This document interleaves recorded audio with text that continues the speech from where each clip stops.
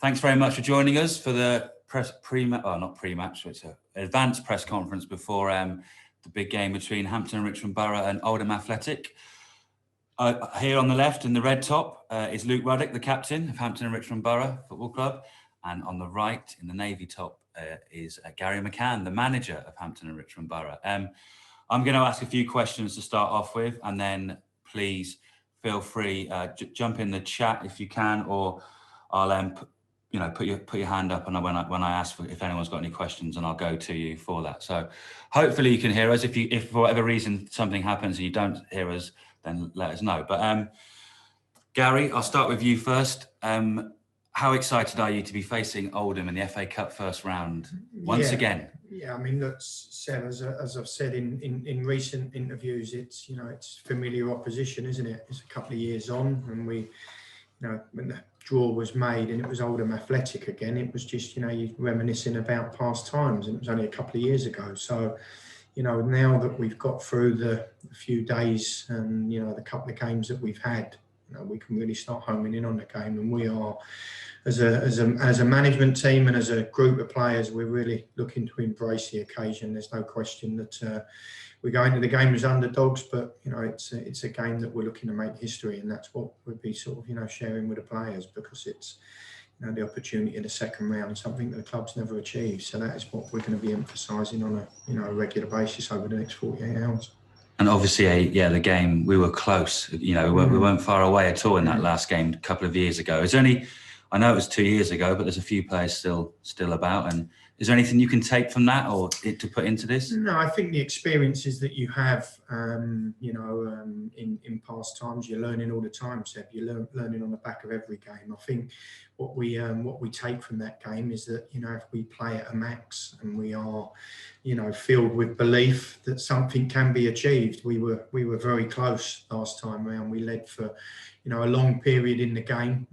It got to the very, very latter stages. Some will say that, the injury and the hold up in play for 10, 15 minutes, I mean, it's about 14 minutes, if I'm not mistaken, with the injury to one of their players, really sort of played its part in our downfall. We was in the latter stages of the game, and, it wasn't the easiest to deal with. Maybe, being full-time, being professional, being, it was maybe a little bit easy for them to deal with. But look, we'll take heart and belief from that first game, and look to again try and instill that in this new group of players, because as you just said, there's only one or two maybe from that last time round. And looking at their side and looking at their squad, it's no different from them. There's only 2 or 3, I believe, in their squad from last time round. So as much as the two clubs are familiar with each other, I don't think there's too much familiarity in the players. Yeah, and talking of just to sum up the progression to get to this stage, they've not been easy games, have they, by any stretch of the imagination? Well, we said, didn't we? You couldn't write the script in terms of the cup trail, the cup run as such, but to play Hornchurch in the same round as we did a couple of years ago, and then to be served up with Oldham, it's sort of it's a bit peculiar, a bit weird, as they say, Seb. But it's been a relatively tough run. I think the draw has been as kind as you would maybe want it to be, because you look at that fourth qualifying round when National League teams come in, and you're in there with most of your division, to play 2 sides from lower opposition and then play one of the sides in our division that not maybe started as well as you would like. It's been a run of games that we've got to be relatively happy with. We've got the reward for the win that we had at Hemel, and that's something that I said to the chaps after the game. Let's hope that we get the real reward that we deserve on the back of the win against Hemel, and we've been served up with a fantastic tie, a glamorous tie against opposition that that we can really, really look forward to. Yeah, and just moving over to Luke. Obviously, Luke, as captain, you played in that game against Hemel. Personally, that was your first game for a number of months after illness. How important was it to be back on the football pitch in that game? Obviously I think I only really got my chance because of other injuries and casualties in the squad, to be honest with you. But obviously when the team needed me for that instance, and because there was pretty much no one left, to be honest with you. So I just sort of step in I'm just really lucky to be around such good teammates, to be honest with you, Seb, that will help you through it. And I'm just really enjoyed being back out there, to be honest with you. Yeah, and obviously, I think the intention was that you wouldn't play the full 90 minutes, given that you'd been out for so long, but injuries and suspensions. But we were holding on a little bit. But how much of a relief was it to get into that first round? Oh yeah, it's a massive relief. Obviously, the boys really wanted to obviously get through to the next round, and I think obviously on the day everyone put a shift in and made sure they ground out the result, because obviously they did put the pressure on, as you said, Seb. But I think to a man, we are resilient, and obviously with adversity, we're losing someone like Charlie Wassmer early doors, and then Christian Smith in the second half with a red card. Sort of a bit makeshift in the end, but I think the boys come on, done well. I think we deserved to go through, and I think we edged it on the day. So we did have a lot of chances first up before all them injuries and sending us off as well. And I think we watched the draw with you, didn't we, on a Zoom call? Yeah. And at the time, could you quite believe that we were going to play Oldham again? No, I was surprised. Obviously, I didn't think all the teams in there to have the exact same fixture again is unbelievable. But it's still a great tie, and they're a big club, and I think everyone's really looking forward to the tie. So really looking forward to Sunday and another training session tonight to get us ready for the big game. Yeah, brilliant. Thanks very much, Luke. You might be able to, I'm going to put James Dowden, local journalist, to give us a question, but I'm just going to unmute him. A question to Gary. Have you ever thought in the kind of couple of years since that first game at Oldham about that game in regards? Has it played on your mind? And then kind of as part of that, do you feel that the game on Sunday is perhaps a revenge mission of sorts, a chance to put those demons to bed maybe? Yeah, I think that, when you've been served up with a defeat so late in the game, when you've led for so long, yeah, of course, you go over the game in your head, and you go over the instances, and the different situations within that game. I mean, it led to a little bit of criticism towards me that, we'd sent players up for a set play. I seem to remember being criticised for that. I think it was the 85th or 86th minute in the game. But we was aware as a bench that there was going to be 14, 15 minutes, added time. So effectively, it was like the 70th minute of the game. So, would we not send players up for set plays at 1-0 with 20 minutes to go? But of course we would, So, the little bit of criticism that we got from that, I respect, but it was maybe not just. So, we take plenty of heart from that performance. Like I've just said, I think, when you're up against opposition, what you want to do is make a good account of yourself. You don't just want to make the numbers up. I've had a few discussions this week about it being a free hit. We're the underdogs. And I don't look at the game as it being a free hit. If you want to progress and you want to, make history for the football club, which is what we're setting out to do, is you've got to treat the game with the utmost respect and also intensity. We've got to believe as a squad and as a group that we can go one step further than we did a couple of years ago, and we're going to be setting the chaps out as positive and as aggressive as they possibly can, with the belief to cause an upset. And then in terms of preparation for Sunday, have you been able to watch Oldham yet? Is there anything you've done differently, perhaps to 2 years ago, or is that experience from 2 years ago kind of been beneficial, as it were? Yeah, I don't think we'll do anything differently other than we'll give the defined details of the requirements. I mean, we've watched and we have got the last 4 games from what Oldham have played in. We're aware of the system that they've gone with in those last 4 games. Will they make any changes? Will they make any adjustments with us being lesser opposition? That's a question for their management team. But we've got to set up as if they're going to be, they're preparing in the same shape and same system. We are doing our homework. We are looking to make some slight adjustments to our shape and our personnel with the opposition in mind. But the biggest thing for me, and it's always that whoever the opposition is to impose yourself on the game and make sure that you look after your own house, and we'll be looking to do that. As I've just said, we're going to be as aggressive as we possibly can be in our shape, and try and really, as I say, impose ourselves on Oldham. Of course, we have to respect at their full time, and their fitness levels maybe that little bit beyond ours. But you know, we've got to be looking to match them, and as I just said, go one step further than last time. And then one for Luke. In terms of from the player's perspective, where do you kind of FA Cup first rounds and occasions such as this rank in terms of your playing career? Yeah, no, it's a great achievement for everyone involved. I think to get through to the first round, I believe that the club's only done it 4 times in their history. So to obviously for the gaffer to have done it twice and to be a part of that is pretty amazing, really. And it's great for all of us to be involved with. Good luck on Sunday, gents. Thank you. Yeah. So just got a couple of questions, Luke. We obviously, given that fans aren't available to attend, we've asked fans to send some questions in. One from Luke for you. One from Nick Levy. What is your first memory of the FA Cup, and how have you fared in it as a player? That's a good question. First memory. As a player, we done well to get through to the 3rd round of the FA Cup when I was at Salisbury.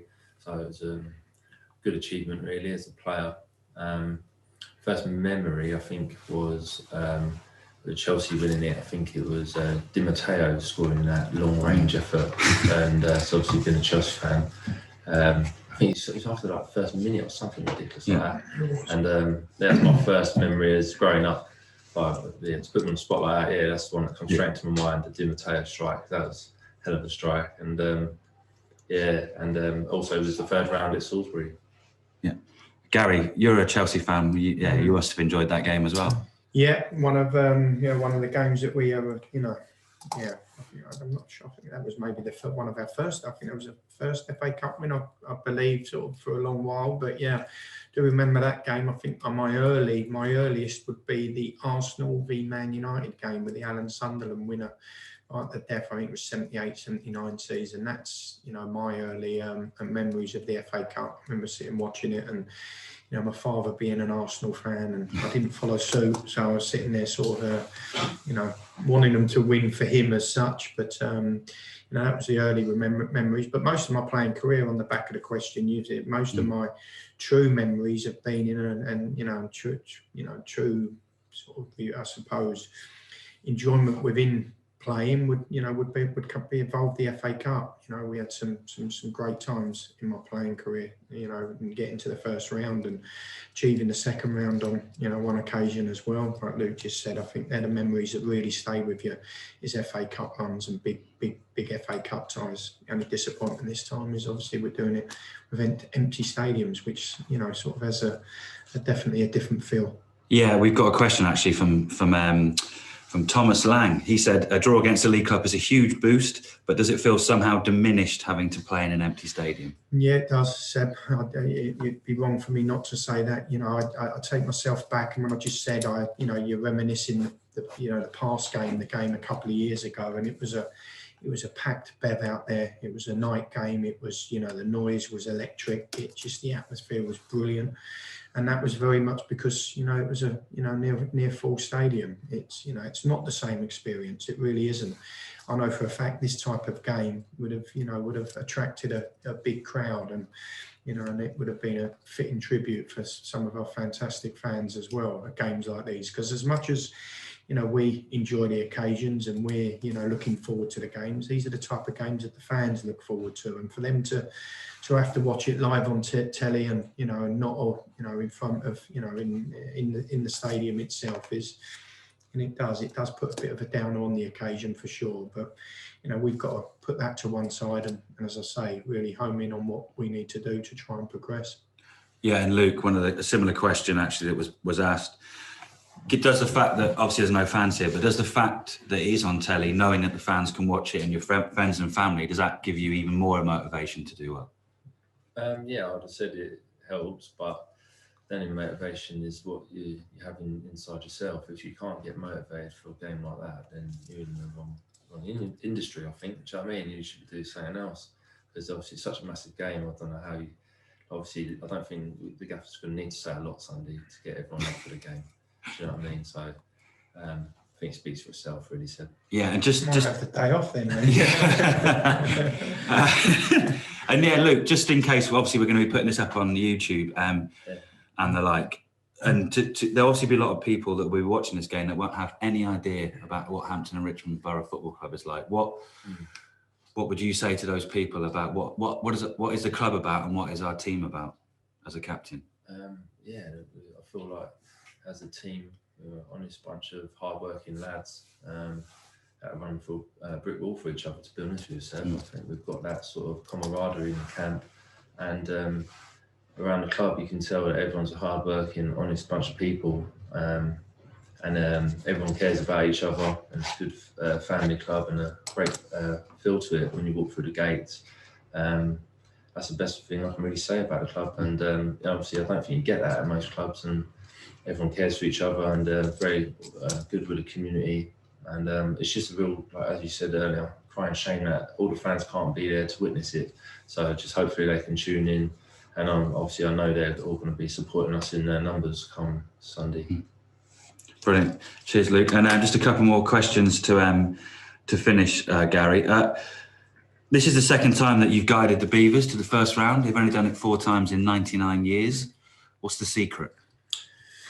What's the secret? I think I answered this question with someone else. I think it was, but you know, look, it's an easier route path now. We find ourselves in the Conference South. I think that goes without saying. So as much as you want to take the plaudits for doing it maybe 2 of the 4 times, it is a slightly easier route path. But you know, you still have to, you know, overcome some difficult obstacles on the way. As I've just said, it was relatively kind, the cup run, but there's still tough games in there. You know, tough game at Corinthian, a tough game against Hornchurch that went all the way to penalties, and another tough game that went right till the final whistle against Hemel. So, you know, when you start that run, it's trying to emphasise to the chaps that this is the goal, this is the reward at the end of it. You know, it's not always served up with a glamorous tie like we've got on live on telly, and you know, it's it can be, you know, a little bit of an anticlimax. I've been there getting to the first round proper, and you know, maybe not served up with something as you know, as fruitful. So it's obviously embracing that. It's, you know, it's making sure the players embrace it from the early stages. But you know, I'm really proud that, you know, we've done it 2 out the last 3 years as a management team and as a group of players, because as I've just said, it's been done really with a completely different changing room. You know, it's been well documented, the changes we've had in our change room over the last couple of summers, but you know, it's brilliant for this group of players to be experiencing this as well, Seb, because like, you know, Lucas just said, you do try and sign people as well as players, and this is a really honest bunch that I, you know, proud to call my squad, you know, and I'm pleased they're going to be experiencing such a huge tie. Echoing what Luke says, it's a fantastic football club. It's just a shame that more people can't be sharing it with us. And actually that leads on to the last question. That question was from Rob Overfield, by the way. This question is from Chris Hurst, but comparing the Hampton squad now with the one you had 2 years ago, I think you've sort of answered it, but do you feel better prepared to take on a league side with this group of players? Well, you would look at that game and say that we were very close. So that group of players, you know, nearly achieved something great. It wasn't to be on the night, but I think what you have to do as a management team, you look to progress, you look to evolve, and you look to progress, you know, on a year-to-year basis. I've had real difficulties assembling continuity and togetherness because of the changes that have been forced upon me. But you know, when you sort of, you know, you put a group together, it's you know, you look at how many of them can really step on and how many can progress. I think you've seen in recent weeks we've lost 2 of our talented, well, in recent months, should I say, 2 of our talented players have moved on to, you know, to bigger and better as such. So I think there's more in this group that can do the same. Do I feel that they can stand toe to toe with a full-time outfit in terms of fitness, in terms of, you know, in terms of strength and physicality? Yeah, I do. What we've got to make sure we do on the day is be, you know, really highly focused, make sure our concentration levels are at a premium, because if them 2 factors are in place, I think we can do something special. But this group, I would have to say, it's maybe in a better place slightly than the last one was, and that's something that you have to do as a manager, is look to evolve and progress. Yeah, and then the final question, I suppose, just for any neutrals that might want, there's obviously a few choices of games at 12:45 on Sunday. What would you say a Gary McCann team offers, and why should you watch Gary McCann team? Well, we try and be as offensive minded. I've just used the word, that we're going to be as aggressive as we possibly can. That doesn't come with physicality, although you'll demand that and that side of the game. When I talk about aggression, I talk about aggression and being positive and being on the front foot. We're not looking to go into the game to contain. We're looking to go into the game to respect the opposition, but as I've just said, to impose ourselves on the game. So with that mindset, you'd like to think that we're going to ask some questions of Oldham. That's what we've got to go into the game with. So anyone that's going to look in, we're not looking to just make up the numbers. We're not looking at it as a free hit. We're looking to go into the game with as much belief and positivity as we possibly can. And it's up to me and the captain here to instill that. And yeah, Luke, I know you've mentioned it very briefly, but have you got a final message for the fans as captain of the football club, to the ones that will be watching in and hoping that we make history by becoming the first Beavers team to get in the second round? Yeah, the only message I can say is just hopefully you can tune in. Obviously, I know you can't be there to shout your words of wisdom from the sidelines, and obviously help us, support us, and at times can be the 12th man, but I feel like obviously the messages you get from the fans, it's all been positive this week, wishing it all the best. So I just really hope we can basically give them something to really be proud of come Sunday, and hopefully, even if it's just the performance itself, but I think if we do implement our game plan and the hard working efforts we always put in, I think we could definitely cause an upset, definitely potentially come Sunday. Brilliant. Cheers, Luke. I've got one more question, and it's very much an and finally question for you, Gary. I'm going to hand over very quickly to our sponsor, FOTMob, and Bill Biss from our sponsors. And I'm trying to make sure that I can. I'm going to unmute him. Yeah, I'm going to. And Bill Biss, can you hear? Yeah, can you hear? Yeah. Us? Can you hear me? Yeah, we can hear you. Yeah, Okay. It's just for Gary, really, because one of the few things that's been good this season, watching the streams and not actually being able to be at the ground, is hearing how much we can hear from the bench during a game. I just wanted to know whether you want to keep that up when the BBC cameras are there, rather than just our own club footage. Bill, you know me better than most. Nothing changes. It doesn't matter that the cameras are here. It doesn't matter that it's full-time opposition. Nothing will change in my, in my emotion on the touchline. I try and kick every ball with the team. I try and instill that in our group. It's a big challenge for you on the bench to try and keep and hold your tongue, because everything can be heard. We know that. Even when it's instructions, when it's basic tactical instructions, you have to understand that every player and the bench a little bit along from you can hear it. So you are being a little bit more tactful in how you get your message across. You're also holding your tongue a little bit in terms of the obscenities if need be. But we'll be no different, Bill. We'll make sure that we're as emotional as we always are.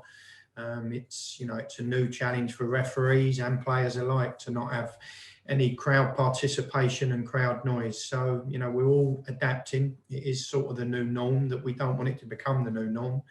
But I very much believe that if you're in front of 5 people or you're in front of 5,000 people, you need to present yourself in the same manner.